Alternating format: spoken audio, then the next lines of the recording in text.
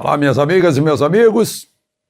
Hoje é 28 de dezembro, segunda-feira.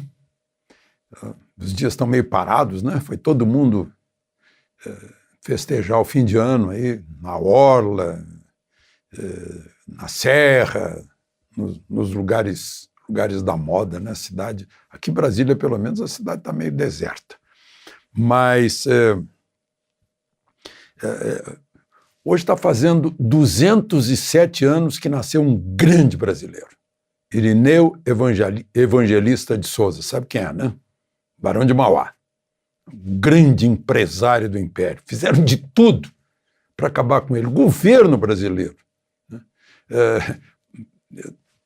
O mal vem de longe, tentando atrapalhar alguém que estava crescendo, né? Criando emprego, criando riqueza, criando poder econômico para o país, né? Ferrovias, empresas de navegação, fundição, sistema de luz do Rio de Janeiro, de gás, abriu bancos no exterior, Uruguai, Inglaterra. Barão de Mauá nasceu em Arroio Grande, no Rio Grande do Sul, teve a infância em Rio Grande, depois foi para o Rio de Janeiro e se fez sozinho, começou aí atendendo balcão. Um exemplo. E ao outro dia, 1937, morreu Maurice Ravel, autor do Bolero, né, uma das músicas modernas, clássicas, e que não é aquela chatice do clássico moderno, né? Muito interessante a melodia dele. E também está fazendo aniversário, imagina, dia 28 de dezembro, em 1895, eu acho. 1895. Primeira projeção de cinema em Paris. Os irmãos Lumière. Né? Dali o cinema é o que é hoje. Queria deixar esse registro aqui. Bom, se você ainda não estiver com a gente, inscreva-se e ao final não esqueça de dar o seu like ou o seu dislike.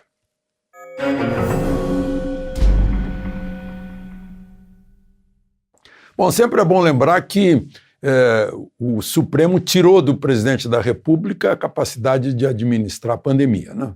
Passou para os governadores e prefeitos. E está começando a haver uma reação popular muito grande pelas restrições às liberdades básicas, né? As pessoas cansaram. Aconteceu em Búzios, né? Fecharam Búzios, tiveram que reabrir porque o povo saiu para a rua. Aconteceu em Manaus, fecharam o centro de Manaus. Está acontecendo em Juiz de Fora, em Angra dos Reis.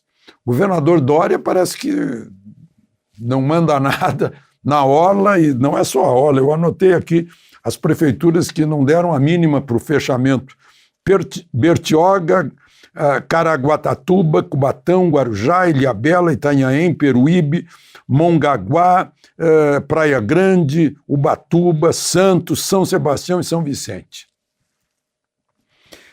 Interessante que esse pessoal aí do Fique em Casa, eles ficam em casa, porque se eles saírem para a rua, vão ter uma... de modo geral, né?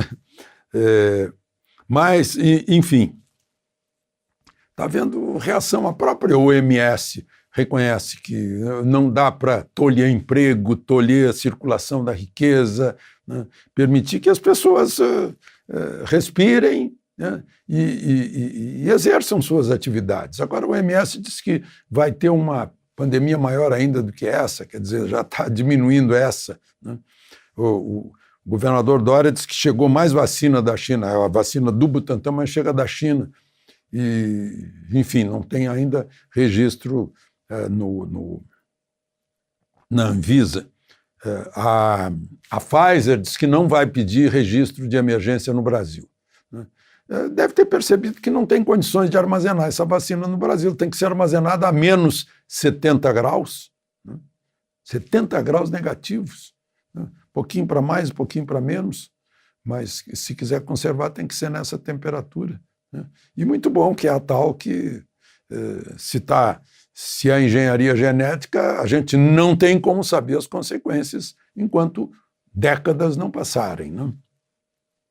Bom, o presidente Bolsonaro está lá na orla de São Paulo, jogou lá no estádio do Santos, né, uma partida de futebol beneficente, e antes disso deu uma declaração que, meu Deus do céu, né? Eu sei por quê.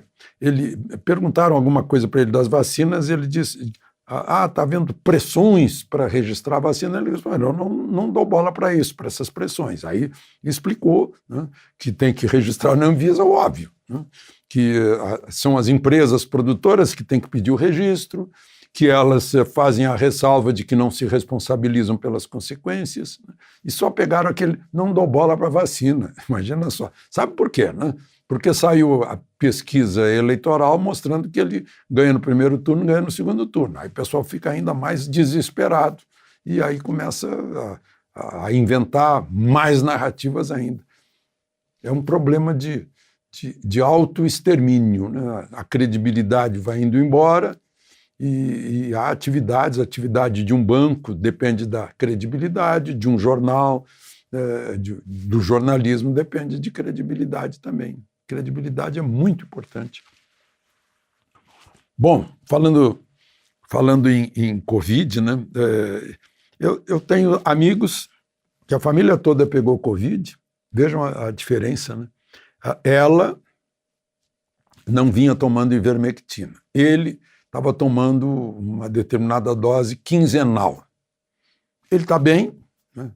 Está com quase 70 anos, e ela não está assim tão bem. A diferença, ivermectina. O general Mourão tem 67 anos, está se tratando, segundo a nota oficial, com anita, com hidroxicloroquina e com azitromicina. E está bem. Sentiu dor no corpo, dor de cabeça, febre que foi até 38. Agora, o que não pode, eu fiquei sabendo, o que não pode é as farmácias restringirem tratamentos de pessoas que estão sendo tratadas com artrite ou com lúpus, com hidroxicloroquina, há anos, né, e começam a criar problema. Não sei, deve ter um fundo político nisso aí, é incrível, né? A pessoa vai lá comprar, tem remédio, Reuquinol, é hidroxicloroquina. E não, tem que a receita assim, assado. Algumas farmácias vendem, livremente e outras não. Eu não estou entendendo, afinal, qual é a ordem disso aí. Bom, agora mudando um pouquinho de assunto, saindo um pouco aí da doença. O ministro Lewandowski, lá no Supremo, atendendo à defesa de Lula, mandou que o juiz que está conduzindo o inquérito entregue para a defesa de Lula os diálogos entre o Dallagnol e Moro sobre Lula. Diálogos que foram obtidos por hackers, ou seja, diálogos que são produtos de crime. Eu sei, se você tem uma noção mínima de direito, deve estar boquiaberto aí, né? Pois é. E você vai para a Faculdade de Direito estudar essas coisas. Foi publicado lá por aquele site de coisas que são obtidas criminosamente, autorizou, enfim, a defesa de manejar isso, em defesa do réu. Bom, agora, economia. As vendas, segundo foi divulgado agora pela Central de Comércio, do dia 10 ao dia 24 de dezembro, neste ano de pandemia, superaram em 45% as vendas do mesmo período do ano passado. Em reais, no ano passado, 2 bilhões e 600 milhões as vendas. Neste ano, 3 bilhões e 76 bilhões. Não me surpreende se a gente olhar a Bolsa de Valores de agora, Bolsa de São Paulo. está beirando, já passou o recorde do ano passado. Recebeu um baque, né? Tudo recebeu um tiro na tentativa de destruir o país em março, abril, maio. Caiu lá para 60 pontos. Está com 119 pontos, 119 mil, né? Caiu para 60 e poucos mil pontos, agora está com 119 mil pontos a Bolsa de Valores. E a gente vai ver aí o sucesso desse Brasil, desse Brasilzão, que não cai em conversa fiada e que quer trabalhar, porque quer fazer circular riqueza. É assim que é a vida. De Brasília, Alexandre Garcia.